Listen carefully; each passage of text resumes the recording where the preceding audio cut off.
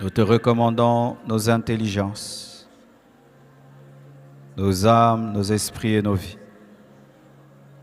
Nous implorons, Père éternel, ta connaissance afin de nous approfondir, Seigneur, dans la sainte doctrine. Je demande que tu bénisses tout homme et toute femme qui s'est approché de toi ce soir.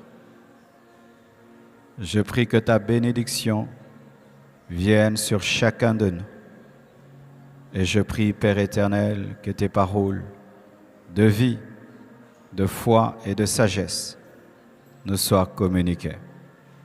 Accorde-moi l'onction pour enseigner ces choses avec exactitude afin de perfectionner ton Église. Sois loué, sois adoré, sois magnifié pour l'éternité. Au nom de Jésus-Christ. Amen. Amen. Nous acclamons le Seigneur.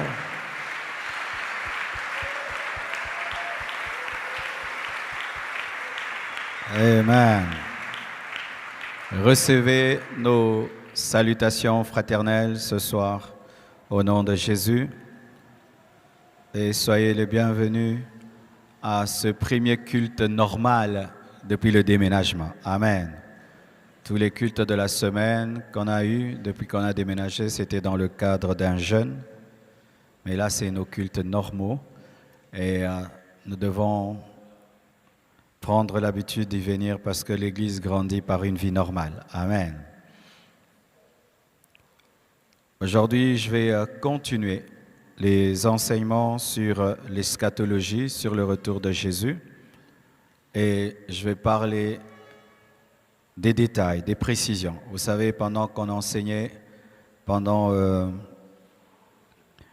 me donne une heure, je chronomètre. J'ai décidé de ne plus déborder. Amen. Chaque année, il faut changer. Alors, pendant Alpha, les orateurs ne pouvaient pas entrer dans certaines profondeurs parce qu'il fallait courir derrière le temps. Mais comme je suis votre pasteur, je vais revenir sur certaines choses avec plus de détails. Vous savez, ceux qui sont dans les fausses doctrines ont des détails de leur doctrine. Mais ceux qui sont dans la vraie doctrine n'ont pas les détails de leur doctrine. Je vais vous donner des détails. Amen. On peut m'enlever l'échelle qui est devant moi, ça me distrait sérieusement. Le thème de mon message ce soir, c'est la marque 666 et 7 ans de tribulation. Tu peux dire ça à ton voisin, la marque 666 et 7 ans de tribulation. Ton voisin de gauche, ton voisin de droite, ton voisin de devant, celui de derrière. Nous acclamons le Seigneur.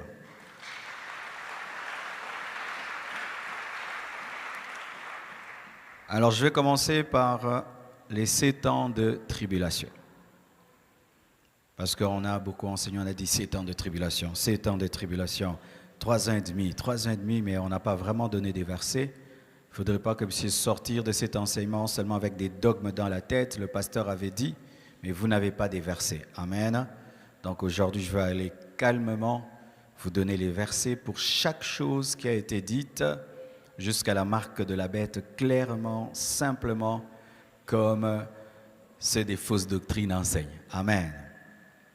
Alors, lorsque vous lisez la parole de Dieu au sujet des 7 ans, on parle souvent de 7 semaines, dites 7 semaines. On parle souvent de un temps, des temps et la moitié d'un temps. Cette semaine, c'est 7 ans. Un temps, une année, des temps, 2 ans, la moitié d'un temps, ça fait 3 ans et demi. Et on parle de 1260 jours. Vous allez voir, ce sont des termes qui reviennent souvent pour donner le temps de la tribulation, 1260 jours, 42 mois. On parle de un temps, des temps, la moitié d'un temps, et on parle de 7 semaines et de la moitié, plutôt on parle d'une semaine et de la moitié d'une semaine. C'est là qu'on trouve le chronogramme de la tribulation. Et deux endroits nous donnent ce chronogramme, le livre de Daniel et le livre d'Apocalypse. Daniel et Apocalypse. D'ailleurs, on dit que le livre de Daniel, c'est l'Apocalypse de l'Ancien Testament. Lorsque tu veux connaître l'Apocalypse de l'Ancien Testament, c'est Daniel. Daniel et Jean, les deux, quand tu lis vraiment, tu sens que c'est le même esprit, pour dire que le Saint-Esprit déjà opéré dans l'Ancien Testament. Alors ça sert à rien de vous tenir debout parce que je vais lire beaucoup de choses. Alors prenez tout d'abord Apocalypse 11, versets 1 à 7. Prenez cela. 7 ans de tribulation, divisés en deux parties. Les 7 ans de tribulation sont divisés en deux parties. La première partie est appelée tribulation. La deuxième partie est appelée grande tribulation. Je répète, la première partie de la tribulation est appelée tribulation, 3 ans et demi de tribulation, et la deuxième est appelée grande tribulation. Pourquoi la différence entre tribulation et grande tribulation? Parce que au début de la tribulation, cette période de 7 ans, les premiers 3 ans et demi, l'Antichrist n'a pas encore vraiment le pouvoir. C'est un temps où il est en train de séduire la terre, mais c'est au milieu de la tribulation et jusqu'à la fin qu'il va prendre le pouvoir et va faire souffrir les hommes en leur imposant la marque de la bête. C'est pourquoi la première partie est appelée tribulation, la deuxième grande tribulation. Quand est-ce qu'il y aura la tribulation? C'est après l'enlèvement. Lorsque l'Église sera enlevée, ce ne sera pas la fin du monde.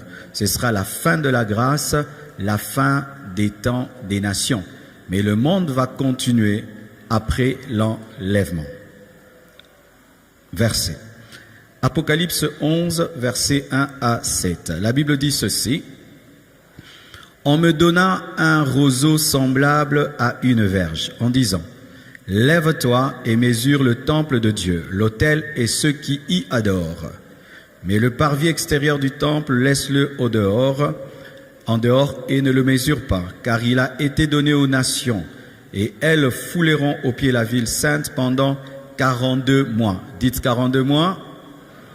42 mois. 42 mois, ça donne combien? 3 ans et demi. Alléluia. Quand tu prends 42 mois, tu divises par 12, ça te donne 3 ans et demi. 42 mois. Je donnerai à mes 2 témoins le pouvoir de prophétiser revêtus de sac pendant 1260 jours. 1260 jours, c'est 42 mois et ça fait 3 ans et demi. Amen. Ça va? Ça va? Donc on part de 1260 jours et de 42 mois. Mais 42 mois, c'est 3 ans et demi. 1260 jours, c'est aussi 3 ans et demi. Ce sont les 2 oliviers et les 2 chandeliers qui se tiennent devant le Seigneur de la terre. Si quelqu'un veut leur faire du mal, du feu sort de leur bouche et dévore leurs ennemis. Si quelqu'un veut leur faire du mal, il faut qu'ils soient tués de cette manière. Ils ont le pouvoir de fermer le ciel afin qu'il ne tombe point de pluie pendant les jours de leur prophétie. Ils ont le pouvoir de changer les eaux en sang et de frapper la terre de toute espèce de plaie chaque fois qu'ils le voudront. Quand ils auront achevé leur témoignage, la bête qui monte de l'abîme leur fera la guerre, les vaincra et les tuera. Ok? Alors, on nous présente 42 mois, 1260 jours, ou 2 serviteurs de Dieu qui ont la même onction qu'Élie et la même onction que Moïse, capables de changer l'eau en sang, capables de sortir du feu de leur bouche, et ils vont servir Dieu pendant 3 ans et demi. Lorsqu'ils vont finir leur ministère, l'Antichrist va venir, il va aller faire la guerre, il va les tuer, et c'est alors qu'il va commencer aussi son règne. Amen. Donc nous voyons déjà les premiers 3 ans et demi, nous avons la preuve qu'il y aura 3 ans et demi par 42 mois, 1260 jours, c'est clair de clair. Amen. Donc quand quelqu'un te dit, prouve-moi que ça va faire 7 ans, déjà tu peux présenter les 3 ans et demi du ministère des 2 témoins. Certains disent, que ce sera Élie et Moïse qui vont revenir. Pour Élie, je peux un peu croire parce que Élie n'est pas mort et Dieu peut faire qu'il revienne. Mais pour Moïse, je ne crois pas trop parce que je ne crois pas en la réincarnation. Amen. Parce que Moïse est vraiment mort. Alors d'autres disent que c'est Enoch parce que Enoch aussi n'est pas mort. Alors la particularité de changer l'eau en sang, ce n'est pas seulement que Moïse peut le faire. Dieu peut le faire au travers de tout homme. Mais dire que c'est Moïse parce que Moïse a causé avec Jésus-Christ le jour de la transfiguration, ce n'est pas très fondé bibliquement, hein, parce qu'il y a des choses qui passent, mais quand tu vas rechercher dans la doctrine, ça ne passe pas trop, parce que dire vraiment que c'est Moïse qui reviendra dans la tribulation, c'est dire qu'il s'est réincarné. Mais si on dit que c'est Élie, on peut comprendre qu'il est revenu. Si on dit Enoch, on peut comprendre qu'il est revenu. Mais étant donné que la Bible ne donne pas les noms de ces témoins, lorsque tu parles des deux témoins, il faut dire on dit il se peut, mais ne confirme pas. L'un des dangers dans l'interprétation d'Apocalypse et de l'eschatologie, c'est vouloir mettre des points là où Dieu n'a pas mis des points. Amen. Hein? J'ai écouté un théologien qui a dit que l'une des coupes qui vont tomber sur la terre, ils sont déjà tombés sur la terre, c'est lorsque Saddam Hussein avait attaqué le Koweït. Vous voyez, des choses comme ça, il faut éviter. Amen. Donc, ce seront deux serviteurs de Dieu qui auront une puissance extraordinaire qui, pendant 3 ans et demi, vont servir Dieu dans la tribulation. Ensuite, ils seront tués par l'Antichrist et l'Antichrist maintenant va commencer aussi son autre partie de 3 ans et demi. Apocalypse 13, versets 1 à 5. Nous sommes en train de prouver que la tribulation aura 7 ans divisés en 2 parties de 3 ans et demi. 3 ans et demi, c'est le but. Apocalypse 13, versets 1 à 5. La Bible dit, « Et il se tint sur le sable de la mer. Puis je vis monter de la mer une bête qui avait 10 cornes et 7 têtes, et sur ses cornes 10 diadèmes, et sur ses têtes les noms de blasphème. » Il s'agit de l'Antichrist. La bête que je vis était semblable à un léopard. Je vous expliquerai ça dans les temps qui viennent, pourquoi on dit léopard, pourquoi on dit 7 têtes, pourquoi on parle de 10 cornes, 10 diadèmes, tout ça, j'expliquerai. Amen. Hein? La bête que je vis était semblable à un léopard, ses pieds étaient comme ceux d'un ours, et sa gueule comme une gueule de lion. Le dragon lui donna sa puissance et son trône et une grande autorité. Donc l'Antichrist aura sa puissance provenant du dragon, le dragon qui est le diable. Et quand on parle de léopard, on parle de ours, c'est-à-dire qu'il aura en lui le mélange de plusieurs empires qui l'ont précédé. Les Romains, les Perses, les Mèdes, les Babyloniens, tous ces empires seront manifestés dans l'Antichrist. Et je vis l'une de ses têtes comme blessée à mort, mais sa blessure mortelle fut guérie. C'est-à-dire que l'Antichrist aussi voudra dire au monde qu'il a connu la résurrection. On dit qu'il a été blessé à mort, mais sa blessure mortelle fut guérie et toute la terre était dans l'admiration derrière la bête. De la même manière que le monde est rempli d'admiration devant la résurrection de Jésus, l'Antichrist aussi voudra fabriquer sa résurrection pour qu'on dise qu'il est puissant, parce que le diable ne fait qu'imiter ce que Dieu a fait. Et ils adorèrent le dragon parce qu'il avait donné l'autorité à la bête. Ils adorèrent la bête en disant, qui est semblable à la bête et qui peut combattre contre elle. Écoutez maintenant, et il lui fit donner une bouche qui proférait des paroles arrogantes et des blasphèmes, et il lui fit donner le pouvoir d'agir pendant combien de temps? Pendant combien de temps? 42 mois. Et 42 mois, ça donne combien? Amen. Vous voyez que la Bible, c'est aussi de la mathématique un tout petit peu. La première partie, nous voyons les 2 témoins qui ont 42 mois. La deuxième partie, nous voyons la bête qui a aussi 42 mois. Tu prends 3 ans et demi plus 3 ans et demi, ça te donne 7 ans. Amen. Tu prends 84 mois et ça te donne 7 ans. Amen. Donc là, vous avez déjà une preuve que la tribulation aura 7 ans divisés en 2 parties. Première partie, les 2 témoins. Deuxième partie, l'Antichrist avec le faux prophète. Amen. Et comme j'avais dit, l'Apocalypse de l'Ancien Testament, c'est Daniel. Alors voyez mes frères et sœurs, lorsque des choses se passent dans le Nouveau Testament, mais si elles ont déjà été enseignées dans l'Ancien Testament, c'est que c'est une doctrine à prendre très très au sérieux. Pour ceux qui ne savent pas, la mort et la résurrection de Jésus-Christ ont été annoncées dans l'Ancien Testament. Le prophète messianique Ésaïe, même David, avait annoncé la résurrection de Jésus-Christ, disant que mon Seigneur ne permettra pas que je voie la corruption. Il était en train d'annoncer la résurrection de Jésus et Ésaïe a annoncé la naissance de Jésus-Christ au travers d'une vierge. La Bible n'est pas un hasard. Amen. Hein? Quand tu lis la Bible là, tu ne lis pas un livre normal, tu lis la plus grande prophétie. Amen. Hein? La plus grande prophétie. Il n'y a pas un livre qui a le niveau de la Bible. Aucun et aucun et aucun. Acclamons la parole du Seigneur. Alors, lorsque nous rentrons dans Daniel 9, verset 27, faites tout pour enregistrer ce message. Amen. Hein? Même s'il y a des trucs là, gardez ça. Gardez ça. Satan n'aime pas ce que j'enseigne aujourd'hui. Daniel 9, verset 27. La Bible dit ceci. Il fera une solide alliance avec plusieurs pour une semaine. Je vous avais parlé de la semaine, n'est-ce pas? La semaine, c'est combien? 7 ans. Amen. Un jour, une année. Et quand on dit « il fera une solide alliance », il s'agit de l'Antichrist. Parce que vous devez savoir que l'Antichrist, c'est vrai, son pouvoir viendra du diable, mais aussi des hommes. Des présidents vont lui donner le pouvoir et vont accepter qu'il domine sur eux. Ce sera le président des présidents, ce sera le roi des rois. Comme Jésus est le roi des rois, lui aussi voudra être le roi des rois parce que lui, il cherche seulement à imiter Dieu. Amen. Il fera une solide alliance avec plusieurs rois pour une semaine, 7 ans. Et durant la moitié de la semaine. La moitié de la semaine, c'est combien? 3 ans et demi, tu vois. Il fera cesser le sacrifice et l'offrande. Le dévastateur, on l'appelle aussi le dévastateur, commettra les choses les plus abominables jusqu'à ce que la ruine et ce qui était résolu fondent sur les dévastateurs. Ça veut dire ceci, les hommes vont lui donner 7 ans de pouvoir, mais il ne va pas régner 7 ans. Au milieu de son règne, Dieu va arrêter son règne parce que si il prenait 7 ans, si tu prends 7 ans plus 3 ans et demi, ça donne combien?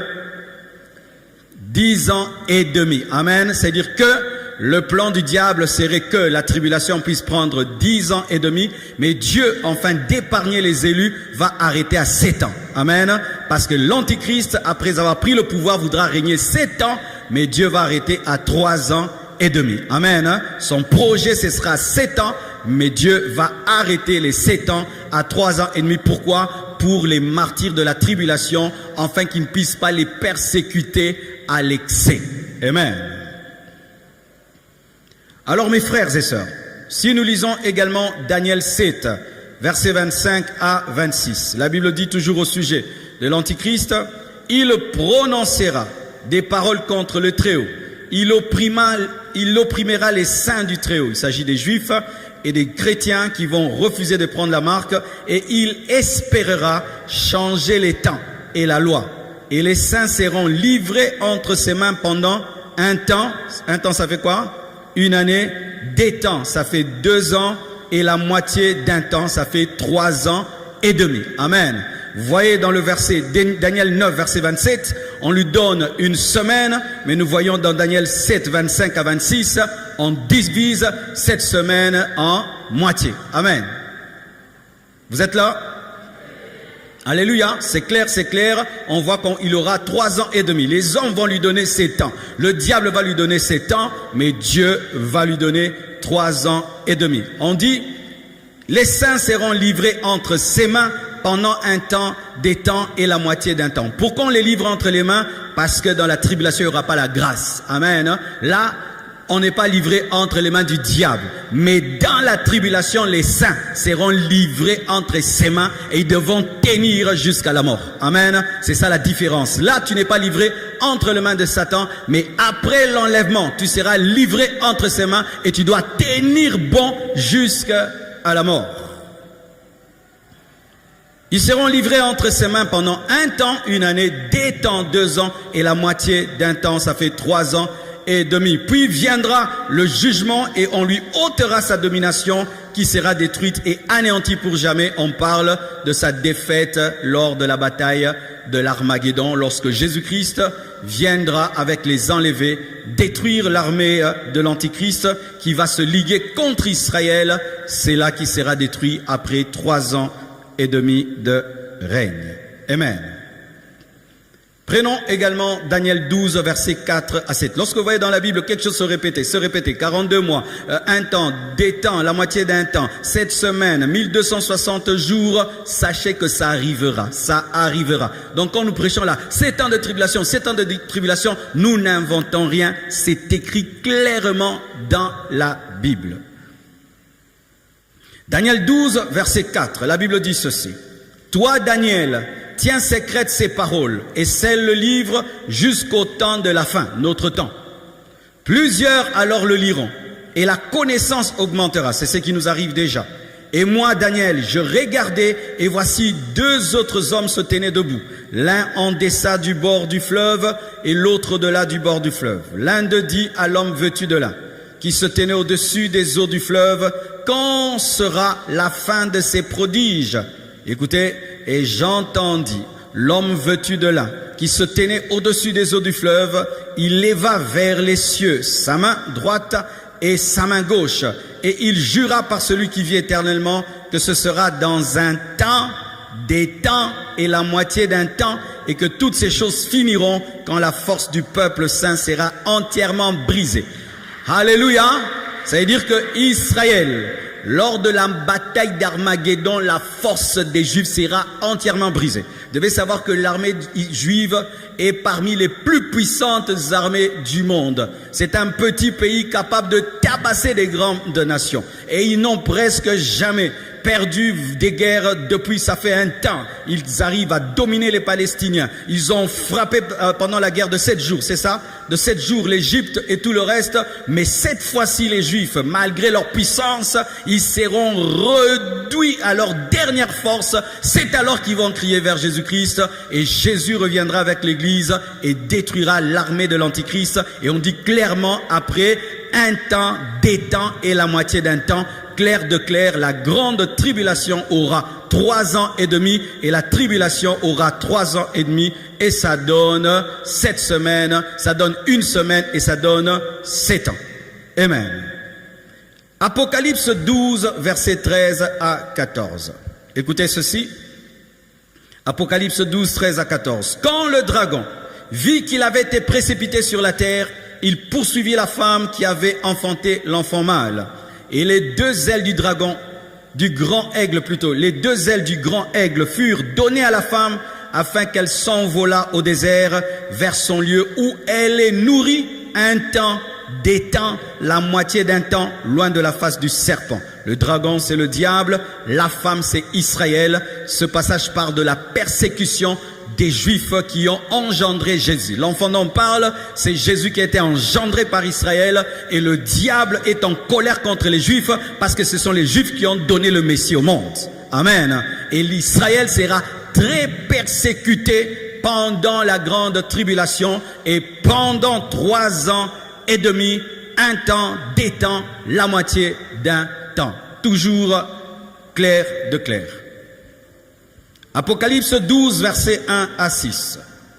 Un grand signe parut dans le ciel, une femme enveloppée du soleil, la lune sous ses pieds et une couronne de 12 étoiles sur sa tête, les 12 tribus d'Israël. Il s'agit toujours d'Israël. Elle était enceinte et elle criait, étant en travail et dans les douleurs de l'enfantement. Un autre signe parut encore dans le ciel, et voici c'était un grand dragon rouge, le diable ayant 7 têtes et 10 cornes, et sur ces 7 têtes, 7 diadèmes. Sa queue entraînait les tiers des étoiles du ciel. Les tiers des étoiles du ciel, ce sont les anges. On parle de la précipitation de Lucifer lorsqu'il est tombé. Il est tombé avec le 1/3 des anges. Les étoiles, là, ce sont les anges qui sont devenus des démons.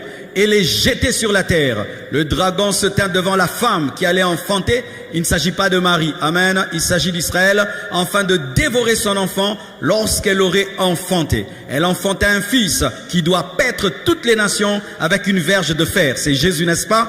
Et son enfant fut enlevé vers Dieu et vers son trône. C'est Jésus, amen.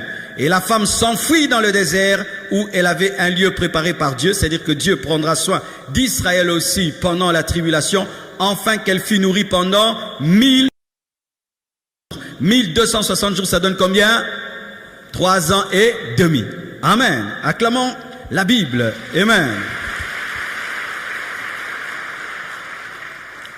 Donc là, clairement, tu peux prouver à quelqu'un quand tu dis 7 ans, 3 ans et demi, ces versets-là seulement, si tu le donnes à quelqu'un et il veut comprendre, il a l'intelligence spirituelle, c'est clair, de clair que ça va faire 7 ans, clairement. Amen. Qui est d'accord? Acclame Jésus. Alors le verset qu'on donne, que Dieu va abréger ça pour les élus, c'est lequel? Prenez le verset qui dit que pourquoi son règne sera abrégé. Matthieu 24, versets 21 à 22. Vous devez savoir que lorsque vous lisez Matthieu 24 parle de beaucoup de choses au même moment, mais sans faire de transition. Il y a des parties dans lesquelles Matthieu 24 parle de l'enlèvement, d'autres de l'avènement de Jésus-Christ comme lion, d'autres de la tribulation, d'autres de la persécution avant la tribulation. C'est pourquoi tu dois lire calmement Matthieu 24, ça ne parle pas que de l'enlèvement. Matthieu 24, versets 21 à 22, la Bible dit, « Car alors la détresse sera si grande qu'il n'y en a point eu de pareil depuis le commencement du monde jusqu'à présent et qu'il n'y en aura jamais. » Là, c'est la tribulation. C'est seulement dans la tribulation qu'on peut dire qu'il y a eu de la détresse comme jamais depuis que le monde existe. Ce ne sont pas les persécutions que les chrétiens vivent maintenant. La détresse la plus grande depuis que le monde existe, ce sera de la tribulation parce que la tribulation est appelée la colère de l'agneau. Nos persécutions et nos épreuves présentes ne sont pas vraiment dans ce verset. Et maintenant, par rapport à cette période qui sera caractérisée par une grande souffrance, le verset 22 dit ceci, « Et si ces jours n'étaient abrégés, écourtés, rendus courts, personne ne serait sauvé. » C'est-à-dire quoi? Que si la tribulation durait 10 ans et demi, même les martyrs de la tribulation allaient prendre la marque de la bête. Personne n'allait en échapper. Ils allaient se fatiguer parce que pendant 3 ans et demi, tu ne peux pas acheter ni vendre sans avoir la marque de la bête. Il y a des gens qui allaient craquer et ils allaient finir par se prosterner. Et pour eux, Dieu va arrêter. Amen. Donc, voyez, l'intention du diable, c'est d'amener le monde entier en enfer. C'est ça l'intention du diable. Nous amener tous en enfer. Et si ces jours n'étaient abrégés, personne ne serait sauvé. Mais à cause des élus, ces jours seront abrégés. C'est quoi un élu? Un élu. C'est que vous devez savoir qu'il y a une différence entre la préscience de Dieu et la prédestination. Dites préscience. Dites prédestination. Alors, j'entends des gens qui enseignent la prédestination d'une certaine manière, mais je trouve que c'est très dangereux de l'enseigner de cette manière-là. Qu'est-ce qu'ils disent? Que avant même que tu naisses, Dieu a choisi qui ira au ciel et qui ira en enfer. Qui croit des choses comme ça? Si tu crois ça, n'évangélise pas. Celui qui doit croire, croira. Et celui qui doit se perdre, se perdra. Que je ne prêche même pas. Celui qui sera sauvé, sera sauvé. Pourquoi on prêche? Pourquoi on enseigne? Pourquoi on évangélise? Pourquoi on intercède? Les élus seront sauvés. Dieu va s'arranger. Une fois qu'il faut prêcher, une fois qu'il faut enseigner, qu'il faut intercéder, donc il y a la part de l'homme.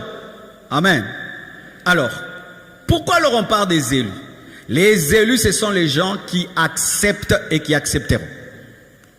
Accepteront. Pourquoi je dis accepteront? Parce que Dieu maintenant, dans sa préscience, préscience c'est quoi? C'est présavoir. Présavoir c'est quoi? C'est connaître les choses avant. Ce n'est pas vouloir les choses avant. Car il y a une différence entre connaître les choses avant et vouloir les choses avant. Dieu connaît le nombre des gens qui iront en enfer. Dieu connaît le nombre des gens qui iront au ciel. Mais ce n'est pas qu'il veut, il connaît. Parce qu'il peut connaître. Mais si nous disons, Dieu a choisi que tel nombre aille au ciel, tel nombre aille en enfer, eh bien mes frères et sœurs, ce Dieu-là est plus méchant même qu'un homme. Pourquoi? Je n'ai rien demandé pour être créé. Toi-même tu me crées. Je ne t'ai rien demandé pour venir sur la terre. Toi-même tu décides de m'amener sur la terre. 2, tu m'empêches de croire en toi. Ensuite tu me jettes en enfer éternellement. Je t'ai fait quoi? Amen, hein? Je t'ai fait quoi? Et de 2, ça encourage les bêtises. Si on te dit par exemple, toi tu es un élu de Dieu, même si tu pêches, Dieu va s'arranger seulement que tu te retrouves au ciel. Ça va encourager des bêtises. Si on parle de prédestination dans la Bible, nous sommes prédestinés en Christ. Ça veut dire ceci. Je mets là-bas des rails qui quittent Lemba jusqu'à Limete. Amen. Je mets une locomotive et des rails. Je dis, celui qui veut arriver à Limete, tu entres dans la locomotive, tu vas te retrouver à Limete. Mais si tu n'entres pas dans la locomotive, tu n'arrives pas à Limete. La prédestination est en Christ. Si tu entres en Christ, tu vas arriver. Tu n'entres pas, tu n'arrives pas. Mais ne dites jamais, toi qui étais choisi pour aller en enfer, toi qui étais choisi pour aller être au ciel. Alors les gens parlent de Judas. Judas n'était pas obligé de vendre Jésus.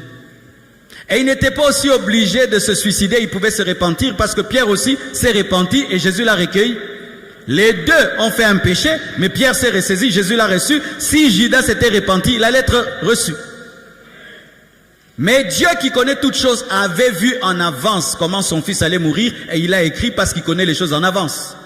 Si j'ai le don de connaître le futur et je t'annonce le futur, est-ce que je veux le futur? Je le connais et je le dis. Annoncer une chose n'est pas vouloir la chose, c'est connaître la chose. Parce qu'il y a des gens qui pensent, comment Dieu le connaît? Mais parce qu'il est Dieu, il connaît tout, il peut connaître sans vouloir. Amen. Donc, ces temps seront abrégés à cause des élus. Donc, il voudra faire souffrir le monde plus que cela, mais Dieu va arrêter son règne à 3 ans et demi au lieu de 7 ans. Parlons maintenant de la marque de la bête. Avant de vous donner les versets, j'aimerais vous dire ce que moi je crois de la marque de la bête. On dit que c'est un chiffre d'homme 666. Amen. 666. Et il y a beaucoup de gens qui calculent les noms des gens 666. Vous savez qu'il y a beaucoup de noms des gens, si tu calcules, tu trouves 666. Vous savez ça? Il y a même, on avait calculé le nom d'un serviteur de Dieu, ça avait 666. D'autres ont calculé le nom de Bill Gates, d'autres ont calculé des noms des gens. Sachez mes frères, que l'Antichrist ne peut pas paraître pendant que l'Église est là. Même s'il est là, il ne peut rien faire parce qu'il faut que nous soyons d'abord enlevés, ensuite lui va se manifester. Pourquoi? Parce qu'il est la putréfaction, la pourriture qui ne peut se manifester qu'après que le sel soit parti. Amen. Alors, la Bible dit elle-même, je vais vous donner le verset, que c'est un chiffre d'homme. Chiffre d'homme, c'est 6. Pourquoi 6? Parce que l'homme a été créé le 6e jour. 666. 666, chiffre de l'homme. Pourquoi on ne dit pas chiffre du diable? Parce que l'homme, c'est l'homme, lui, qui doit être perdu parce que le diable est déjà perdu. Alléluia. Aussi. Pourquoi pas 6 seulement, mais 3-6? Parce que l'homme a 3 parties, corps, âme et esprit. C'est-à-dire perdition dans le corps, perdition dans l'âme, perdition dans l'esprit. C'est-à-dire une perdition totale et une opposition au Père, au Fils et au Saint-Esprit. 666, ça veut dire quoi? Le niveau de perversion le plus élevé que l'homme n'a jamais atteint. C'est ça 666. 666, c'est le paroxysme du mal. Le paroxysme de l'adoration à Satan, le paroxysme de l'apostasie, le paroxysme de la rébellion à Dieu où l'homme devient comme un démon. Vous devez savoir que les païens ne sont pas comme les démons. Parce que les païens peuvent se repentir. Mais ceux qui auront la marque de la bête ne pourront pas se repentir parce qu'ils auront des cœurs des démons. Vous savez ça? Une fois qu'un homme a la marque de la bête, il devient un apostat, il devient comme un démon. Les démons ne demandent jamais pardon à Dieu. Ils ne se repentent jamais. Et les hommes qui attraperont la marque de la bête auront l'incapacité de se repentir parce qu'ils vont devenir des apostats. C'est pourquoi lorsque vous lisez la Bible et que la Bible dit que ceux qui auront la marque de la bête seront frappés par des ulcères, mais au lieu de se repentir, ils vont maudire Dieu, ils seront comme des démons. La marque de la bête transforme le cœur de l'homme comme un cœur de démon. C'est ça, la marque de la bête. Alors, ce qui fait que aujourd'hui, quand vous voyez quelqu'un, il se tatoue 666, il porte des habits 666, c'est pas la vraie marque de la bête. Parce que quelqu'un peut se tatouer, puis il enlève, et puis Dieu lui pardonne. Quelqu'un peut porter un habit 666, il demande pardon, Dieu lui pardonne. Mais quand tu as la vraie marque de la bête, tu es impardonnable. Alors les marques là qu'on parle là, oh ils ouvrent des portes avec ces derniers temps et tout, ce n'est pas encore ça la vraie marque. Parce que tu peux mettre un implant qui ouvre les portes et puis demain tu dis on enlève. Dieu Dieu n'a pas de problème avec ça. Parce que j'entends des gens qui ont même dit que le vaccin contre le corona, c'était la marque de la bête. Aujourd'hui maintenant, corona est silly. Monique beauté qui m'a bien. C'est pourquoi le show de l'Apocalypse, il faut être prudent. Amen. Il y a des gens qui avaient dit, le vaccin, marque de la bête, c'est qu'ils prendront. Moi, j'ai pas été vacciné. Alors, j'ai attendu qu'en Europe, on ne demande plus le vaccin pour voyager. J'ai fait 2 ans, je ne voyageais pas. Alors, quand les gens ont vu que j'ai commencé à voyager, ils ont dit, pensez-le, tu es perdu, tu as pris la marque de la bête. Vraiment, vraiment. Alors, vous devez savoir que la marque de la bête, pour l'instant, elle n'est pas là.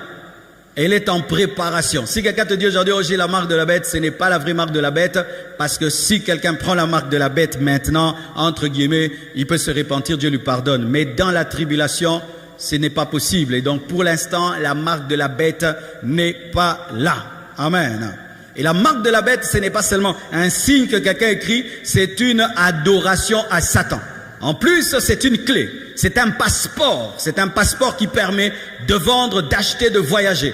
C'est une clé spirituelle, une clé économique, une clé politique, commerciale. Et pour l'instant, il n'y a rien sur la terre qui est à ce niveau-là. Amen. La marque de la bête se prépare, mais elle n'est pas encore en application. Amen. Prenons les versets. Apocalypse 13, versets 20 à 18. La Bible dit, si quelqu'un mène en captivité, Apocalypse 13, 10, si quelqu'un mène en captivité, il ira en captivité. Si quelqu'un tue par l'épée, il faut qu'il soit tué par l'épée. C'est ici la persévérance et la foi des saints. Puis je vis monter de la terre une autre bête. Il y avait la première, l'Antichrist, mais il y a une deuxième bête. Vous devez savoir que dans l'Apocalypse, il n'y a pas que la bête, la seule bête. Il y a 2 bêtes. Il y a une bête qui est l'Antichrist et il y a une deuxième bête qui avait 2 cornes semblables à celles d'un agneau et qui parlait comme un dragon. Ce sera la combinaison de l'agneau et du dragon, parce que ce sera un faux serviteur de Dieu. Il aura l'apparence d'un serviteur de Dieu, mais il aura la puissance satanique. Ce sera un magicien caché derrière la Bible, un magicien caché derrière l'œuvre de Dieu, un magicien caché derrière l'église. Ce sera le chef spirituel de la plus grande église qui va exister lors de la tribulation. Ce sera une bête, mais qui ressemble à un agneau, mais qui parle comme un dragon. Elle exerçait l'autorité de la première bête en sa présence. Elle était servante de l'Antichrist. Ce sera un serviteur de Dieu, un faux serviteur de Dieu qui va servir un politicien. Ce sera un faux serviteur de Dieu qui sera sous la direction d'un politicien maléfique, démoniaque, qui va lui donner aussi sa puissance. C'est-à-dire le dragon donne sa puissance à l'Antichrist et l'Antichrist donne la puissance aux faux prophètes. Elle exerçait l'autorité de la première bête en sa présence et elle faisait que la terre et ses habitants adoraient la première bête dont la blessure mortelle avait été guérie. C'est-à-dire que l'Antichrist va utiliser la religion pour que les hommes l'adorent.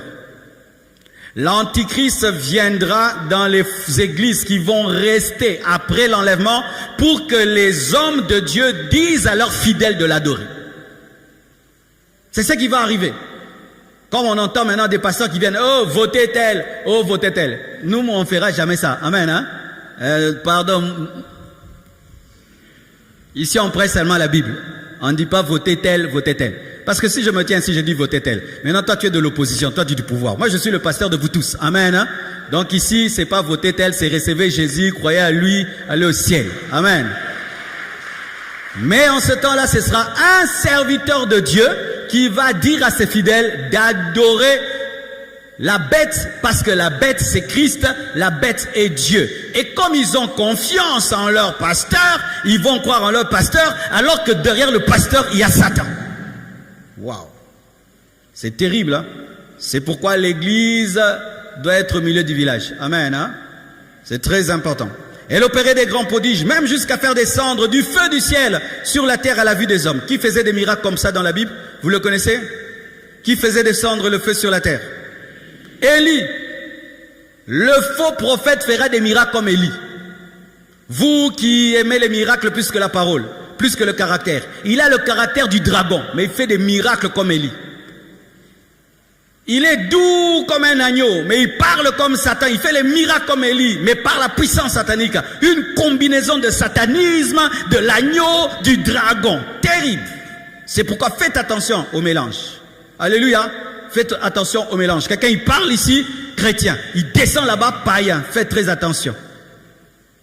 Il fera des miracles, jusqu'à faire descendre le feu du ciel sur la terre à la vue des hommes.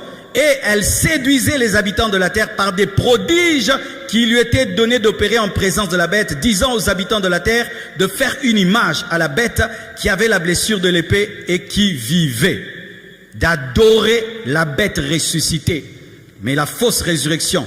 Et il lui fut donné d'animer l'image de la bête, afin que l'image de la bête parlât. L'image qui parle, c'est quoi? C'est la télévision. Jean a vu la télévision. Il lui fut donné d'animer l'image de la bête, afin que l'image de la bête parlât. C'est l'intelligence artificielle. C'est-à-dire que l'antichrist se servira des hologrammes, se servira des écrans, se servira de la technologie pour qu'on l'adore dans le monde entier. Parce que lui n'est pas omniprésent. Comment on peut adorer un homme dans le monde entier? Il faut que son image soit partout. Et qu'est-ce qui permet à ce que l'image de quelqu'un soit partout? C'est la technologie. Mais comme Jean n'avait pas la technologie de ce temps-là, il ne pouvait pas comprendre. Il a dit, il fait que la statue bouge. Jean, c'est pas la statue, c'est la télé. Alléluia. Alléluia. C'est pourquoi vous voyez aujourd'hui, la technologie est en train d'aller à une vitesse, vous ne pouvez pas croire. Vous connaissez ChatGPT? Qui connaît ce ChatGPT? Vous connaissez? Qui ne connaît pas? Yo, qui est déjà là, hein? Vous êtes des déphasés, hein, vous? Vous êtes des déphasés. Il y a un robot aujourd'hui. Quand je dis robot, c'est pas seulement robot, c'est une intelligence artificielle qui a maintenant sur Internet. Tu lui poses toutes les questions, il te répond. Au point même à l'université, on commence à interdire ChatGPT parce que si tu dis écris-moi un livre, il t'écrit un livre. Tu dis écris-moi un livre, il t'écrit le livre. Écris-moi un poème, il te fait un poème. Écris-moi comment on cuisine, il t'écrit tout. Tu lui demandes même comment on peut faire une rébellion, il te montre. Je te dis, et à l'instant, je te dis, une intelligence, c'est effrayant, c'est vraiment effrayant. ChatGPT. Tapez ça sur YouTube et faites des recherches dessus. Je vous dis, c'est une des dernières technologies qui vient de sortir, qui fait trembler la Silicon Valley. C'est terrible, tu sens que ça, ce n'est plus normal. Il a l'intelligence comme toi. Toute question tu poses, à l'instant, il te répond. Il peut même tricher pour toi à l'examen. Oui, c'est interdit dans les... Oui, il peut tricher pour toi à l'examen. Alors avec une précision, tu ne peux pas croire. L'intelligence est en train d'augmenter, mes frères. Nous sommes arrivés à un temps où si tu refuses de croire que Jésus revient bientôt, c'est volontaire. Amen. Hein? Et la Bible dit ceci, il lui fut donné d'animer l'image de la bête, afin que l'image de la bête parlât, et qu'elle fit que tous ceux qui n'adoraient pas l'image de la bête fussent tués. Tu n'adores pas, tu meurs. Ce sera une adoration obligatoire. C'est pourquoi je dis que Dieu est plus fort que Satan. Parce que lui convainc par l'amour pour qu'on puisse l'adorer. Satan a besoin d'utiliser la mort. Je vais te tuer si tu ne m'adores pas. Alléluia. Jésus, lui, il est mort à la croix. Regarde comment on l'aime. Mais Satan, il n'est mort pour personne. Et il dit, adore-moi sinon je te tue. Sorcier, votre maître est faible. Faible, regarde comment il finit. En imposant aux gens l'adoration. Jésus ne l'impose à personne. Il te convainc et tu adores. Il te convainc et tu l'aimes. Il te convainc, tu te réveilles. Est-ce que tu as déjà vu une épée qui veut te tuer pour adorer Jésus? Pourquoi? Il est tellement puissant qu'il est capable de t'enseigner et que tu puisses tomber amoureux de lui. Il n'a pas imposé à la Samaritaine de l'adorer. Il lui a parlé. Elle a jeté sa coupe, sa cruche. Elle a adoré. Jésus est supérieur à toutes ces religions. Ou vous ne croyez pas en notre Seigneur, on vous tue. Vous ne croyez pas en notre prophète, on vous bombarde. Non, on bombarde personne. On bombarde avec la prière, avec la parole, avec l'amour. Lorsque tu veux faire la différence entre deux religions, entre guillemets, regardez ceux qui n'utilisent pas la force. Ils sont les plus forts. Les religions faibles utilisent la force. Les religions fortes utilisent la parole, la conviction. Parce que quand tu es fort, tu parles, tu convaincs. Mais quand tu es faible, bombe, et tuer les gens. Non, non, tu es avec l'évangile. On te persuade, on te bombarde, on te prêche, tu pleures, tu abandonnes. Donne-moi la main. C'est une faiblesse que de bombarder les gens qui ne croient pas en vous. C'est une faiblesse que de tuer les gens qui ne croient pas en votre doctrine. C'est une faiblesse que de persécuter quelqu'un qui ne croit pas en ce que tu crois. Vous savez ça? Si vous avez un païen chez vous, vous le persécutez parce qu'il n'est pas chrétien, vous êtes des faibles. Vous devez beaucoup l'aimer et le convertir par l'amour. Nous les chrétiens, on ne fait pas souffrir les païens. D'ailleurs, on les aime tellement qu'ils changent. Amen. Hein? Les chrétiens qui font souffrir les païens n'ont pas compris l'évangile parce que Jésus est mort pour les païens. Oh, donne-moi la main. Faiblesse du diable. Il faut donner d'animer la bête, afin que l'image de la bête parlât, et qu'il fit que tous ceux qui n'adoraient pas la bête fussent tués. Et elle fit que tous, petits et grands, riches et pauvres, libres et esclaves, reçussent une marque sur leurs mains. Main, c'est là où tu travailles. Sur leur front, l'intelligence, qui voudra dominer nos activités et notre raisonnement. Et quand tu domines l'activité de l'homme et son raisonnement, tu le possèdes, parce que ce sont ces deux choses qui nous permettent de faire des grandes choses, la pensée et l'action. Il voudra dominer la pensée, l'activité et la pensée. Et que personne ne put acheter ni vendre sans avoir la marque et le nom de la bête et le nombre de son nom. C'est ici la sagesse que celui qui a de l'intelligence calcule le nombre de la bête, car c'est un nombre d'hommes. Et son nombre est 666. Alors il y a des gens qui disent aujourd'hui que l'intelligence artificielle c'est la bête. C'est faux parce que la Bible dit c'est un nombre d'hommes, ce sera un homme. Et on dit aussi qu'à la fin, l'Antichrist sera jeté en enfer. On ne va pas jeter un ordinateur en enfer. Donc quand les gens disent que la bête c'est la nouvelle technologie, non, ce n'est pas la nouvelle technologie, ce sera un homme qui va utiliser les nouvelles technologies, mais ce ne sera pas la nouvelle technologie parce que la nouvelle technologie ne finit pas dans le feu, ne finit pas en enfer. L'Antichrist, ce sera vraiment un homme, ce sera vraiment un homme, un politicien très intelligent, très influent, qu'on n'a jamais eu depuis que le monde existe. Il sera plus grand qu'Hitler, plus grand que Néron, plus grand que tout, que Napoléon Bonaparte, que tous les dictateurs qu'on a eu sur la terre. Il existera réellement, ce ne sera pas une intelligence artificielle, mais il se servira de l'intelligence artificielle. Apocalypse 14, versets 11 à 12. Nous sommes en train de parler de la marque de la bête. Amen. Hein? La Bible dit ceci, dans Apocalypse 14, versets 11 à 12. Et la fumée de leur tourment. Le verset Apocalypse 13 que je vous ai donné, c'est l'instauration de la marque de la bête et sa promotion par le faux prophète. Maintenant, je vais vous parler de la haine que Dieu a pour la marque de la bête, qu'il ne faut pas prendre à la légère, la marque de la bête. Voyez l'attitude et le comportement de Dieu face à ceux qui prendront la marque de la bête. Apocalypse 14, versets 11 à 12. La Bible dit, « Et la fumée de leur tourment monte au siècle des siècles, et ils n'ont de repos, ni jour ni nuit. Ceux qui adorent la bête et son image, et quiconque reçoit la marque de son nom. C'est ici la persévérance des saints qui gardent les commandements de Dieu et la foi de Jésus. Ceux qui auront pris la marque de la bête, la Bible dit qu'ils seront tourmentés dans le feu au siècle des siècles, sans repos, ni la journée, ni la nuit. C'est l'enfer. Une fois qu'un homme a pris la marque de la bête, il ne peut pas dire « Dieu, excuse-moi, j'avais un peu faim, j'avais peur, excuse-moi, on enlève. » Une fois que tu prends cela, pour toi, ce sera le feu éternel, les tourments éternels au siècle des siècles, sans répit.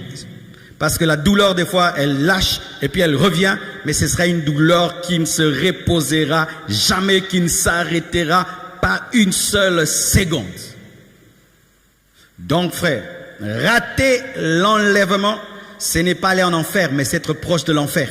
Parce que peu de gens vont résister devant cette tentation de prendre la marque de la bête. Et une fois que tu prends, c'est l'enfer. Ne ratez pas l'enlèvement. Ne ratez pas l'enlèvement. Ne ratez pas l'enlèvement. Ne ratez pas l'enlèvement. Ne ratez pas l'enlèvement. Apocalypse 16, versets 1 à 2. Parce qu'on ne fonde pas la doctrine sur un verset. La Bible dit ceci. Apocalypse 16, 1 à 2. Et j'entendis une voix forte qui venait du temple et qui disait aux 7 anges, allez et versez sur la terre les 7 coupes de la colère de Dieu. Je vous expliquerai cela aussi. Peut-être je vais prêcher que ça toute l'année, hein. Il y a trop de choses à dire. Versez les 7 coupes de la colère de Dieu. Le premier Allah, il versa sur sa coupe sur la terre, la première coupe. Et un ulcère malin et douloureux frappa les hommes qui avaient la marque de la bête et qui adoraient son image. C'est-à-dire que les gens qui auront la marque de la bête seront déjà tourmentés pendant qu'ils sont vivants. Ils auront des ulcères, des bibons, des plaies bizarres et qui font très très mal. Vous vous souvenez des ulcères qu'il y a eu en Égypte? Donc ce seront des plaies, des bibons qui tourmentent. Ils ne sont pas encore morts, ils ne sont pas encore en enfer, mais déjà ils ont des ulcères. Et la Bible dit, malgré qu'ils auront ces ulcères-là, au lieu de se repentir, ils vont maudire Dieu. Tu t'imagines, 3 ans et demi, tu as des ulcères qui ne finissent pas. Une plaie qui ne finit jamais. Et aussi quand tu meurs, tu vas encore dans le feu. Hey, il ne faut pas rater. Hein?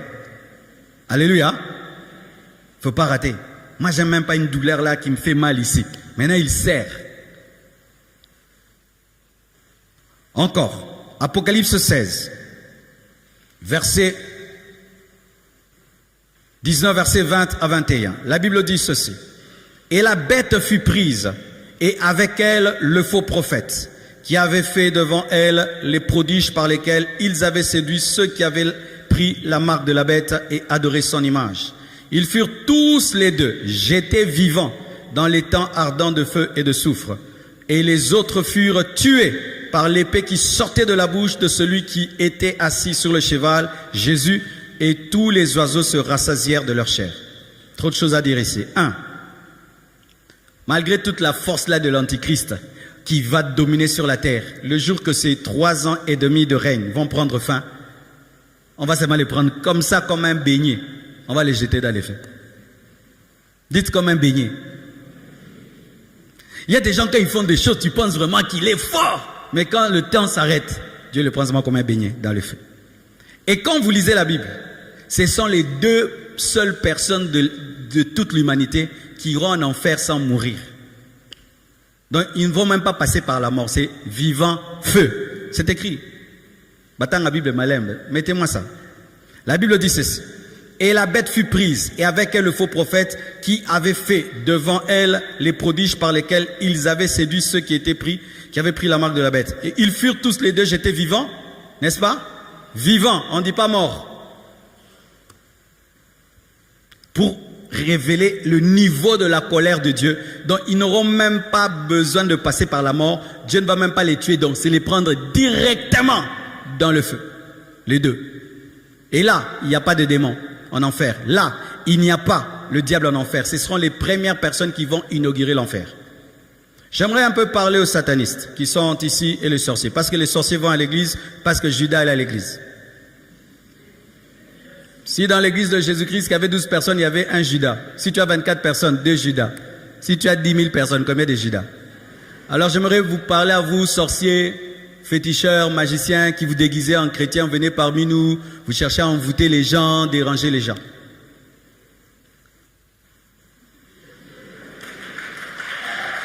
J'aimerais un peu vous parler. Vous parlez de votre maître Satan, qui vous trompe qu'il est fort. Nous, quand on voit le fils de notre Dieu, c'est que son père a fait pour lui. Il y a de quoi devenir son fils. Il n'a pas abandonné dans le tombeau. 3 jours après, il a ressuscité. Aujourd'hui, il est à la droite de Dieu le Père et revient dans la puissance. Mais quand je regarde ce que votre maître Satan va faire à son fils, vraiment, c'est un papa irresponsable. Pendant qu'on va prendre son fils, le jeter dans le feu, il ne va même pas plonger dans le feu. Il ne va rien faire pour lui. Lui-même sera lié pendant 1000 ans. Mais Dieu n'était pas lié pendant que Jésus était mort. C'est pourquoi Jésus est sorti 3 jours du tombeau.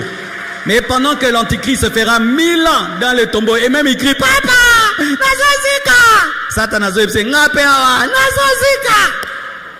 Parce que le diable fera 1000 ans dans l'abîme et l'Antichrist 1000 ans déjà dans le feu. Maintenant, quand ils vont se retrouver, ce sera comment? Parce qu'après 1000 ans, je vais vous donner les versets là même vendredi, le diable sera délié et il ira attaquer à la guerre de Magog et Magog. On va le prendre, on va le jeter dans le feu. Ils vont se retrouver, papa et l'enfant, en enfer après 1000 ans de séparation. Ils vont s'accueillir au soin. Il va dire, tu vois, donc tout ce que tu m'avais promis, c'était le feu. Un aventurier. Alléluia. Sorcier, vous êtes en train de suivre un maudit qui sera maudit, un échec qui échouera et qui ne fera qu'échouer. Parce que lui, il ne fait qu'échouer. Lui, il ne va que de précipitation en précipitation. Et il vous trompe et il vous dit, si tu m'as donné ton âme, tu ne peux plus la retirer. C'est faux. Si tu as fait un pacte avec le diable et tu lui as donné ton âme, étant donné que ton âme n'est pas à toi, tu ne peux pas donner ce qui n'est pas à toi, donc tu peux retirer. Oh non, j'ai fait le pacte avec le diable. C'est impossible de faire marche arrière. Tu peux faire marche arrière. Tu peux faire marche arrière. Tu peux renoncer à la magie, à la sorcellerie, à l'occultisme. Tu peux renoncer. Parce que ce n'est pas ton âme pour la donner. Alléluia. Mais si tu penses qu'avec lui, tu vivras des grandes choses, va lire dans la Bible la fin de Satan. La fin de Satan, c'est le feu. Et il va t'amener là où il finira. Parce que l'enfer n'a pas été créé pour l'homme. L'enfer était créé pour le diable, mais pour les hommes qui vont le suivre. Mais si tu ne le suis pas, tu ne finiras pas là-bas. Et il te ment. La nuit, tu conduis des voitures. La journée, tu es piéton. Nous, ce qu'on voit en vision, on le devient. Alléluia. Et même s'il te donne des choses sur la terre, il te donne 1000 choses, il te prend 10 000 choses. Mais la bénédiction de l'Éternel ne se fait suivre d'aucun chagrin. Magicien, répands-toi. Sorcier, répands-toi. Féticheur, répands-toi. Tu es en train de suivre un escroc, un voleur, un destructeur et un meurtrier. Lorsque Dieu nous bénit, ah mais non, mais c'est terrible. Est-ce que Jésus a prêché avec des écrans comme moi? Jésus a prêché sur des chars comme ça. Il n'est même pas jaloux de moi. Mais Satan est jaloux de ses enfants. C'est pourquoi il te donne la santé. Mais demain, il va te prendre les enfants. Demain, il te donne les enfants, il te prend la santé. Il te donne l'argent, il te prend le sommeil. Pourquoi? Parce qu'il bénit avec jalousie, parce qu'il n'est pas béni. Mais Dieu est éternellement béni. C'est pourquoi Jésus a dit que si vous croyez en moi, vous ferez les œuvres que j'ai faites et vous en ferez des plus grandes. Il n'a aucune jalousie. Donne-moi l'amen. Pour ceux qui ne savent pas, vous savez que Jésus n'avait même pas parlé en langue sur la terre. Eli lama sabatani, ce n'est pas parler en langue. Il avait parlé la langue des hommes. Mais nous, rimbloskeri abashaya, il n'est pas jaloux. Mais ce n'est pas qu'il ne pouvait pas, mais il nous a laissé ça. Vous savez que Jésus n'a jamais dirigé une église locale au vrai sens du terme. C'est Pierre qui a dirigé. Il n'était pas jaloux. Mais Satan est jaloux. Quand tu as sommeil, il est jaloux parce que lui ne dort pas. Quand tu es heureux, il est jaloux de toi parce que lui n'est pas heureux. Quand tu es en communion avec Dieu, il est malheureux parce que lui, il s'est séparé depuis longtemps. Et tu te dis que toi, en plus, il vous ment, vous tous, il vous dit que vous êtes ses bras droits. Tous les satanistes qui témoignent, oh, moi j'étais la femme de Satan. Maintenant, lui, il en a combien? Oh, j'étais les bras droits du diable. Il a combien de bras? Il vous ment tous que vous êtes des bras droits. Son bras droit arrive, il s'appelle Antichrist, et il finira dans le feu. S'il va faire ça à son bras droit, toi maintenant qui es son ongle, tu finiras où? Toi qui as la sorcellerie du quartier, la sorcellerie des rats, des canards. Oui, ta sorcellerie sale là que tu as. L'antichrist qui viendra, qui va donner aux gens sa marque au monde entier. Qui va faire que le monde entier l'adore. Regarde comment il va finir. J'étais vivant dans le feu. Maintenant, tu as envoûté ta famille, tu as tué seulement tes frères et sœurs, tu as tué seulement 12 personnes. Il va te récompenser avec quoi? Tu es un escroqué. Toi qui es magicien, tu te penses intelligent. Tu es bête. On t'a escroqué. Oui? Donne-moi la main, je vais te parler. Tu dors dans les cimetières. Vraiment. Tu vois des serpents. Hein? Des choses t'apparaissent. Ça, c'est quoi ça? Il y a du bonheur dedans. Si tu es sorcier, cherche-moi au bureau. Oh, je suis sérieux. Si tu as des livres magiques, viens nous chercher. Oh, il y a 2-3 dimanches, j'ai prêché comme ça. Un jeune m'a suivi. Il a dit, pasteur, je suis dans la magie. Je suis dans l'occultisme. Je me transforme en loup-garou. Je me transforme en chien. Je commence à prier pour lui. Oh, c'était un chien qui était devant moi. Un jeune garçon qui a voulu être Illuminati. Vous savez le problème des églises, on a oublié les sorciers et les magiciens. On pense à eux seulement quand on dit nous allons brûler les sorciers. Nous allons maintenant détruire les œuvres des sorciers. Ils existent. Il faut aussi qu'ils soient sauvés. L'évangile, ce n'est pas seulement pour les impudiques, même pour les satanistes. Et beaucoup de satanistes, vous êtes dans l'occultisme. Pourquoi? Parce que vous avez peur de la mort. Satan vous dit que si tu me lâches, je te tue. Il n'a pas le droit de te tuer. C'est Dieu qui tient ta vie dans ses mains. Ce n'est pas le diable. Une fois que tu te convertis, toi qui es sataniste, le diable ne te touchera plus parce que tu vas être la propriété privée de Jésus. Il n'a pas touché à Moïse. Moïse a été initié dans les arts magiques de l'Égypte quand il est venu auprès de Dieu. Est-ce qu'on l'a touché? Il était plus fort que les magiciens. Une fois que tu deviens chrétien, tu deviens le plus puissant. Et tu deviens plus puissant que le plus grand magicien. C'est-à-dire que quand tu étais dans la sorcellerie, s'il y avait un magicien qui était au-dessus de toi, une fois que tu te convertis, tu deviens supérieur même au diable. Oh, donne-moi la main. On me raconte l'histoire un jour, des sorciers sont allés attaquer une église. Ils n'arrivaient pas.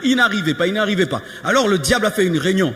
Et puis il a dit, qu'est-ce qui se passe? Il a dit, non, on est allé là-bas, quelque chose arrive. Qu'est-ce qui se passe?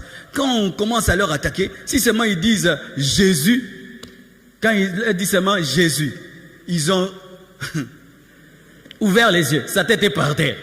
Il était comme ça, ne cite jamais ce nom dans cette réunion. Ne cite jamais ce nom dans cette réunion. Alors le sataniste s'est dit, oh, même lui il tombe devant les noms là. C'est comme ça qu'il s'est converti. Un nouveau converti aujourd'hui, il crie Jésus. Le diable tombe lui-même. Si pendant que je parle ça t'énerve, tu as la sorcellerie. Mais oui, oui, la sorcellerie. Comment quand je dis des choses comme ça, tu es mal à l'aise? Tu as la sorcellerie. Tu es gêné comment?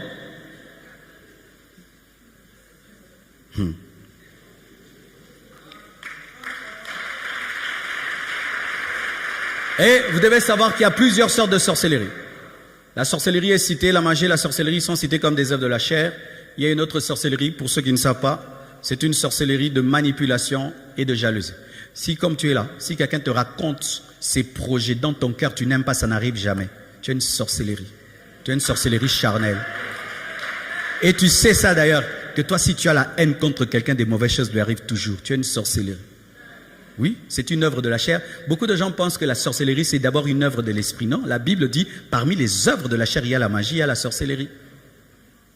Toi, quand tu as de la haine pour quelqu'un, tu peux le tuer facilement. C'est de la sorcellerie. Tu as de la sorcellerie. Aussi, tu aimes manipuler les gens. Au tout ça, ça va te mettre tout aux ankindoki. Oui, les manipulateurs. Par exemple, quand on était des enfants, tu tombes malade, toute la famille est autour de toi, n'est-ce pas? Alors qu'est-ce que tu faisais? Tu ne veux pas guérir, n'est-ce pas? Pour continuer seulement, c'est que tout le monde t'entoure. C'est la sorcellerie. Les gens qui aiment tout le temps attirer l'attention des autres, en Kiswahili on appelle ça buchimbi. Tu connais buchimbi?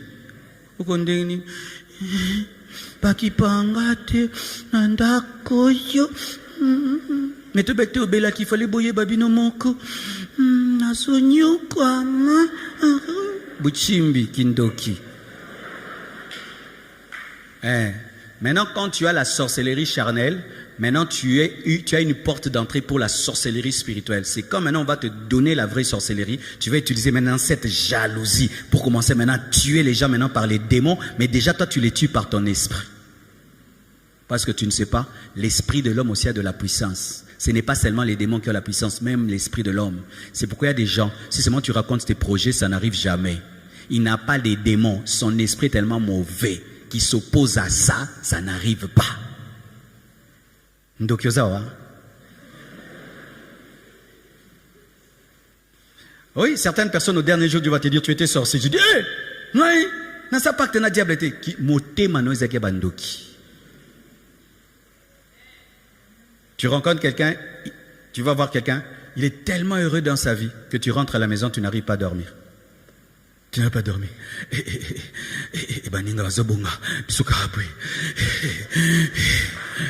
Insomnie, pourquoi? Oh bonga trop. Oh bonga. Ndoki.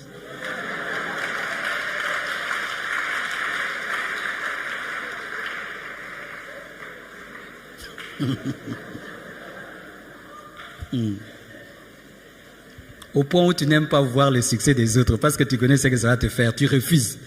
Oh, viens mon mariage, je ne veux pas. Pourquoi? je risque de ne pas dormir. Sorcier, tu es sorcier. C'est pourquoi si tu as quelqu'un, chaque fois que tu lui racontes tes choses, ça n'arrive pas, il a une sorcellerie, peut-être pas spirituelle mais charnelle. Ne lui dis plus. Ou ne dis. Ah, ça c'était pas prévu, hein? Ne dis les choses que si tu les as déjà blindées en esprit. Parce que des fois vous dites les choses, vous n'avez pas encore prié pour ça. Vous ne les avez pas encore enfantées spirituellement, mais vous les racontez. C'est pourquoi ça n'arrive pas. Si tu as déjà prié pour ça, tu as déjà enfanté pour ça, même si les gens savent, ça ne fait rien. C'est quand on fait des affiches, les panneaux. Les gens savaient qu'on allait avoir Alpha 30 le dernier jour, n'est-ce pas? Ils ont tout fait pour qu'il pleuve. Il n'y a pas eu la pluie, parce que c'était déjà blindé. Mais quand tu n'as pas encore enfanté spirituellement, n'en parle pas. Amen, hein? Parce qu'il peut même être chrétien, mais il a la sorcellerie charnelle. Il a la sorcellerie du cœur. C'est pourquoi, remarque, si maintenant tu lui dis que tu souffres, tu vois, il est heureux. C'est dans tout est dur. Vraiment, je souffre, rien n'avance. Oh, ah, frère, sorcellerie. Mais si maintenant tu chantes, tout avance. Tu vois, son attitude change. Sorcellerie, œuvre de la chair. Oh, baza mato ya yoka bayoki. Alléluia.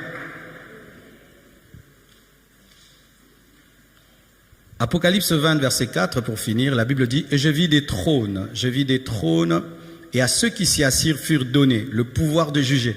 Et je vis les âmes de ceux qui avaient été décapités à cause du témoignage de Jésus et à cause de la parole de Dieu, et de ceux qui n'avaient pas adoré la bête ni son image, et qui n'avaient pas reçu la marque sur leur front et sur leurs mains. Ils revinrent à la vie, et ils régnèrent avec Christ pendant 1000 ans. » C'est-à-dire ceci, Jésus est né, il a formé les disciples, il est mort, il est ressuscité, il a envoyé le Saint-Esprit, l'Église est née et nous sommes au temps de l'Église. L'Église se prépare à l'enlèvement. Jésus va revenir dans les airs, nous allons monter avec lui. Pendant que nous sommes au ciel, les noces de l'agneau, j'en parlerai, et le tribunal de Christ, la récompense sur la terre, 3 ans et demi. Tribulation, 3 ans et demi, grande tribulation, et nous allons revenir pour détruire le règne de l'Antichrist à la bataille d'Armageddon. Maintenant, voici ce qui va arriver quand nous allons revenir. Il y a des gens qui vont ressusciter. Il y a des gens qui vont ressusciter à la fin de la tribulation. Amen, hein? Il y aura des résurrections avant l'enlèvement, il y aura des résurrections avant la tribulation. Qui sont ceux qui vont ressusciter avant la tribulation? Il y a les saints de l'Ancien Testament, parce qu'ils doivent entrer dans la promesse qui a été faite à Abraham, la terre, et aussi les saints de la tribulation, c'est-à-dire ceux qui ont refusé de prendre la marque de la bête, entreront maintenant avec l'Église pour régner dans le millénium pendant 1000 ans. Amen. Mais une fois que tu as enlevé, toi seulement, tout est fait, tu te retrouveras dans le millénium. Mais si tu n'es pas enlevé, la Bible dit, tu dois tenir bon, tu dois refuser, et ainsi tu seras ressuscité, même si l'Antichrist t'a décapité, pour que toi aussi tu règnes avec Jésus dans les 1000 ans.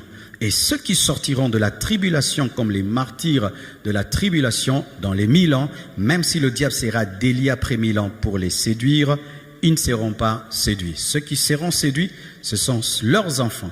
Leurs enfants, parce que les gens qui vont traverser la tribulation pour le millénium sans mourir, parce qu'il y a des gens qui ne vont pas mourir, qui vont avoir la marque qui vont refuser la marque de la bête, mais qui ne seront pas tués, ces gens-là auront des enfants pendant le millénium.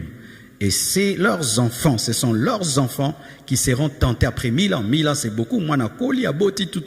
C'est cette génération-là qui sera tentée par le diable pour la bataille de Gog et Magog. Je vous donnerai les versets de tout cela. Que Dieu vous bénisse abondamment. Tenons-nous debout, s'il vous plaît. Garde-moi, ô Seigneur.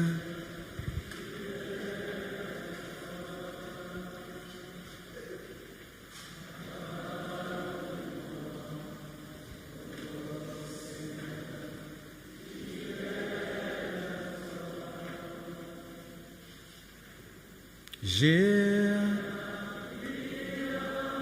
emporté des victoires.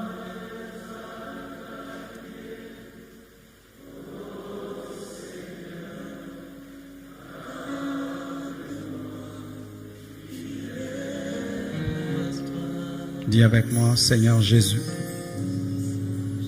je te donne ma vie, mon esprit, mon âme et mon corps. Sois mon Seigneur jusqu'à la fin de ma vie. Que le diable, le péché ne me sépare pas de toi. Je ne veux pas rater l'enlèvement. Je ne veux pas passer par la tribulation.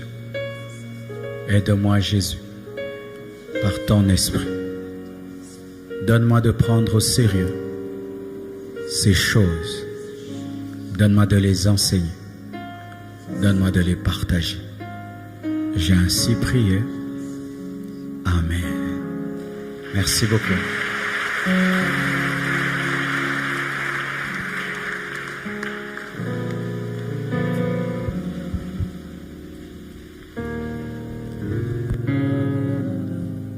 Est-ce que nous pouvons acclamer le Seigneur encore?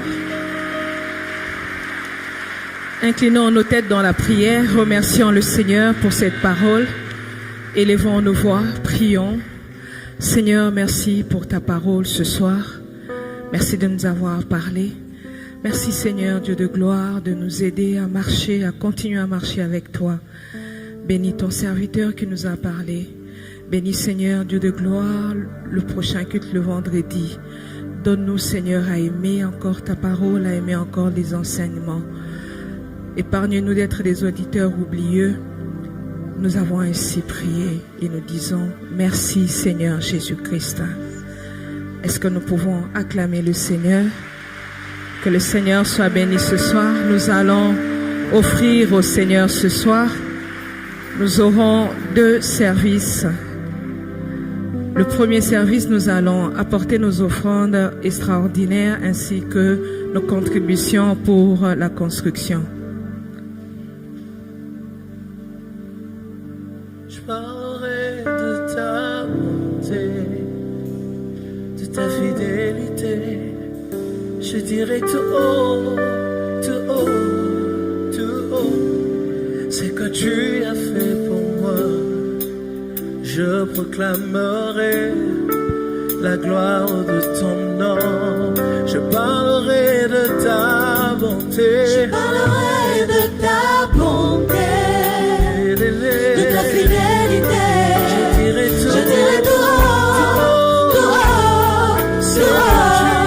C'est que tu as fait pour moi. Je proclamerai la gloire de ton nom. Je parlerai de ta bonté. Je parlerai de ta bonté, de ta fidélité. Je dirai tout haut, c'est que tu as fait pour moi. Je proclamerai la gloire de ton nom. Je parlerai de ta bonté. Je parlerai de ta bonté, de ta fidélité. Je dirai tout haut, c'est que tu as fait pour moi. Je proclamerai la gloire de ton nom. Le Seigneur vous a béni, nous vous prions de vous approcher avec votre dîme si vous l'avez apporté ce soir. Et aussi approchons-nous pour bénir la parole de ce soir. Tu as fait pour moi. Je proclamerai la gloire de ton nom. Je veux te louer, mon Dieu. Amen. Dire à chacun. Amen. Mon Seigneur. Oh, Je veux t'acclamer, mon Dieu. Amen. Dire à chacun. Amen. Mon Jésus. Oh, Et ce matin, Amen. te dire combien je t'aime. Amen. Élever mon Seigneur. Oh, S'aligne ensemble. Amen. Masia. Amen.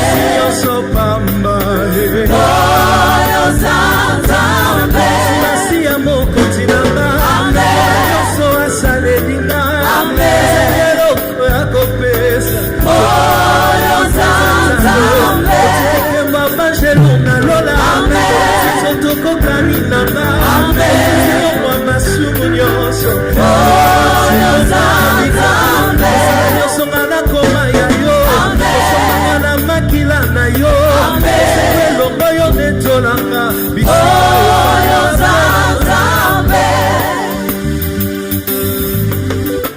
le Seigneur soit béni. Pendant ce qu'on nous apporte les paniers, nous avons quelques communiqués ce soir. Les départements des femmes équilibrées organisent clés. En date de jeudi 16 mars, de 17h à 20h, avec comme thème la femme et le ministère, avec comme orateur le pasteur Marcelo Tunasi.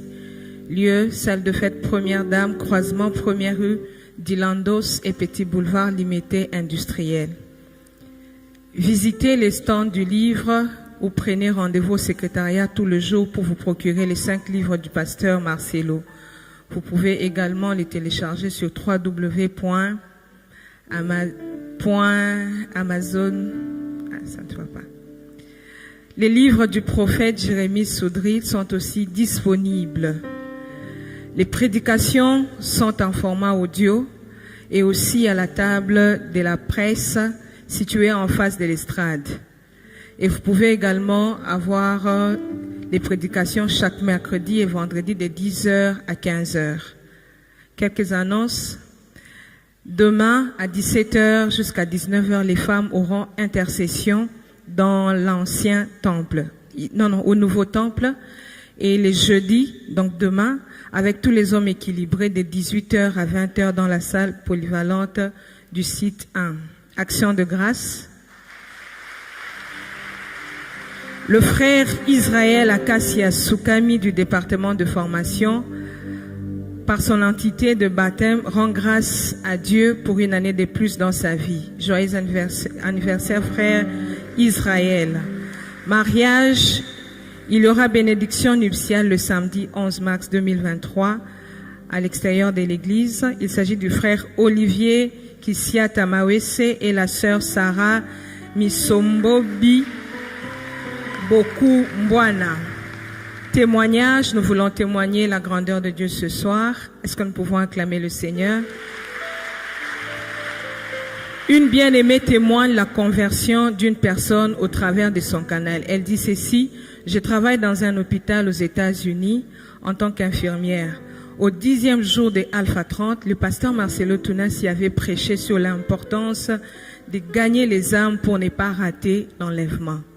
Avant même que le culte ne commence, pendant que je travaillais, j'avais un de mes patients qui était malade à cause de la drogue. Le docteur venait de lui annoncer qu'il ne lui restait plus que quelques semaines à vivre.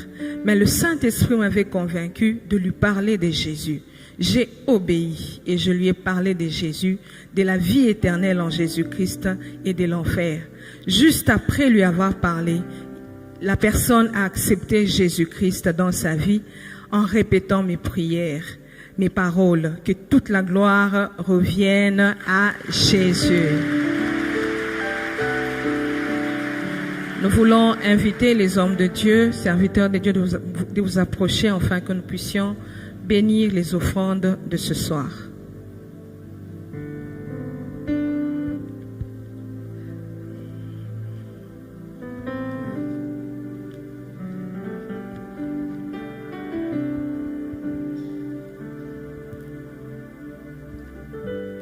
Tu peux aussi incliner ta tête en prière. Prie pour tes finances, ton travail. Élevons nos voix, prions au nom de notre Seigneur Jésus. Papa, nous te remercions pour ces offrandes, pour ces dîmes. Nous te remercions, Seigneur, pour ces contributions. Nous te prions de le sanctifier. Nous te prions, Seigneur Dieu de gloire, de bénir toute main qui a donné, ou même toutes celles qui manquent, Seigneur, pour que prochainement, qu'elles puissent avoir pour apporter dans ta maison. Bénis aussi tous ceux qui apportent partout, Seigneur, dans le monde, pour que ton œuvre avance. Père, nous te prions de bénir la construction, de bénir, Seigneur, les travaux des déménagements en ces lieux, de bénir, Seigneur, tout le projet des extensions, de bénir, Seigneur, nos finances pour que nous ne puissions pas manquer de quoi, Seigneur, apporter dans ta maison. Que le nom de l'Éternel soit béni dans nos vies, toi qui nous rends riches. Nous croyons en cela et nous voulons t'acclamer pour cela. Amen. Nous voulons recevoir le nouveau venu de ce soir. Vous êtes là, frères, sœurs, vous avez été invités par un bien-aimé, ou soit vous avez vu dans les réseaux sociaux, nous vous prions de vous tenir debout et nous voulons vous recevoir ce soir. C'est pour vous la première fois d'être là. Nous vous prions de vous lever. Nous allons vous recevoir. Acclamons le Seigneur. Nous vous prions de prendre vos sacs, votre Bible et suivez les directives du protocole. Et si la chorale peut nous permettre de recevoir nos bien-aimés.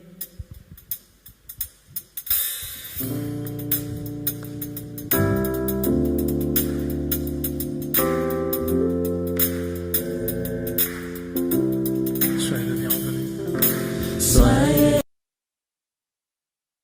nous vous accueillons parmi nous à la compassion. Soyez le bienvenu, nous vous accueillons parmi nous à la compassion. Soyez le bienvenu, nous vous accueillons parmi nous à la compassion. Soyez le bienvenu, nous vous accueillons parmi nous. Que le protocole nous aide. Il y a un frère qui est là debout, un nouveau venu. Pendant ce qu'il s'approche, qu'est-ce que nous pouvons l'acclamer pour l'encourager?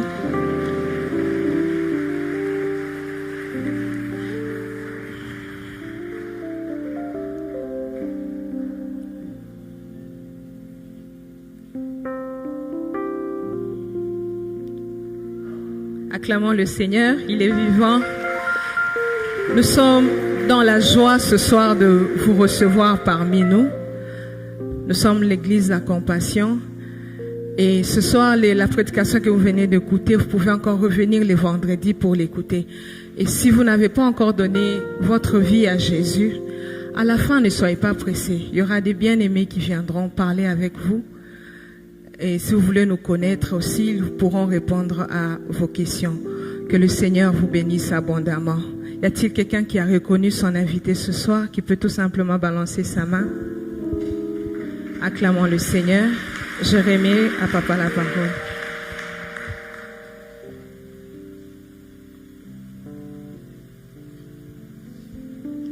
Nous bénissons le Seigneur pour la présence de notre frère. Soyez les bienvenus, persévérez, demeurez en Christ et pratiquez le message de ce soir. Amen. Qui sera capable d'enseigner ce qu'il a reçu? C'est le but, hein? Quand on te donne des détails, en soi, c'est pour que toi-même tu sois un enseignant de ces choses, que tu sois capable d'enseigner à quelqu'un que la tribulation fera 7 ans, c'est quoi la marque de la bête, les conséquences de cela. Et si tu le fais, c'est vraiment ça le but. Amen. Demain, je vais prêcher à l'église Mag. Vendredi, nous allons continuer cette série d'enseignements, de même que dimanche. Nous bénissons Dieu pour l'évolution des travaux. Nous acclamons le Seigneur pour le département de la construction et de l'aménagement. Là, on est en train de placer maintenant les ventilateurs. Je crois que vous pouvez même en mettre aussi ici et là, et même en haut là-bas pour ceux qui sont là-bas. Et nous avons vraiment un papa qui a eu à cœur de mettre tous les ventilos. Comme je l'ai dit, toi aussi cherche quelque chose que tu peux faire et Dieu te bénira. Nous n'avons pas encore fini de ce côté-là. Donc, quand vous venez ces derniers temps, soyez très tolérants. Nous sommes en mode chantier. Amen. Donc, d'un côté, tu vas avoir une moquette, là-bas, des échafaudages. Et tous les jours, nous sommes en train de travailler. Nous avons besoin de plus de protocolaires et membres de la salubrité. Vous savez, ici, c'est plus grand que là où nous étions. Alors, ils sont vraiment débordés. Je crois dimanche, je vais faire un appel à ceux qui veulent entrer dans le département de salubrité, c'est-à-dire ceux qui nettoient la moquette, les carreaux, qui nettoient les chaises, qui nettoient l'église, qui nettoient les toilettes, qui mettent la propreté. Nous avons besoin de plus d'hommes et des femmes. Venez, moi-même, je fus membre de la salubrité quand j'étais au pied de mon pasteur. Des fois, vous cherchez l'onction par l'imposition des mains. Mais des fois, c'est pas là-bas. L'onction, des fois, est sur ces carreaux-là, pendant que tu t'humilies et tu travailles. Donc, les frères sont vraiment débordés. Jusqu'à 20 minutes avant le culte, ils sont toujours en train de nettoyer parce qu'ils sont maintenant peu nombreux. Et nous avons besoin de plus de protocolaires parce qu'il faut en avoir ici. Il faut aussi en avoir de l'autre côté. Eux aussi sont débordés. Donc, on a besoin de plus de protocolaires, plus de membres de la salubrité. Nous avons déjà 8 chorales. Maintenant, on a besoin de plus de frères et sœurs pour le protocole et la salubrité. Nous demandons aux ouvriers d'arriver avant le culte. Il ne faut pas venir travailler 10 minutes avant ou 20 minutes avant. Venez plus tôt. Et lorsque vous savez que vous avez un travail mercredi, commencez lundi et mardi. Comme ça, mercredi, vous n'aurez pas beaucoup de choses à faire. Mettons vraiment de l'excellence, du cœur dans notre manière de servir Dieu et de travailler. Et Dieu n'est pas que le Dieu du dimanche. Dieu est Dieu tous les jours. Amen. Tenons-nous debout. Nous allons recommander au Seigneur notre départ. Il bénit encore.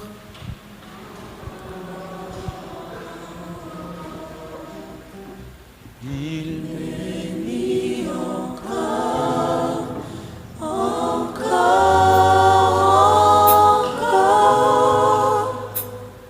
Il bénit encore, encore.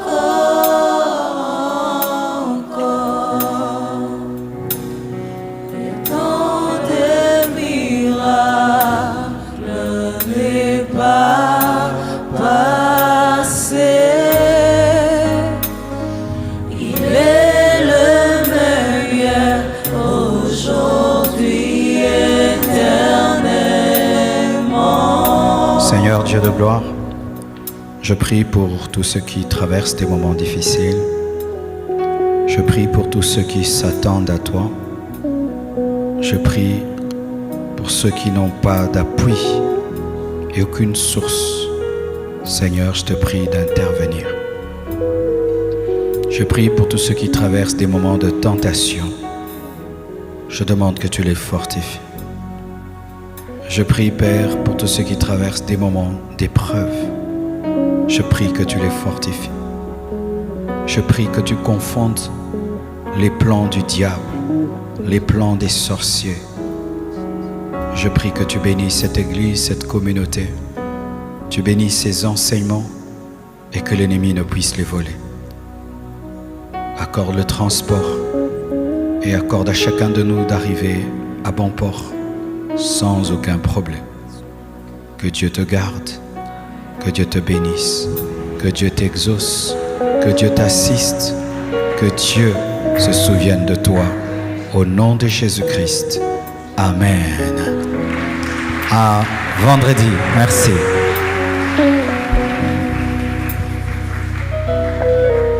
Son grand nom est plus fort que les montagnes.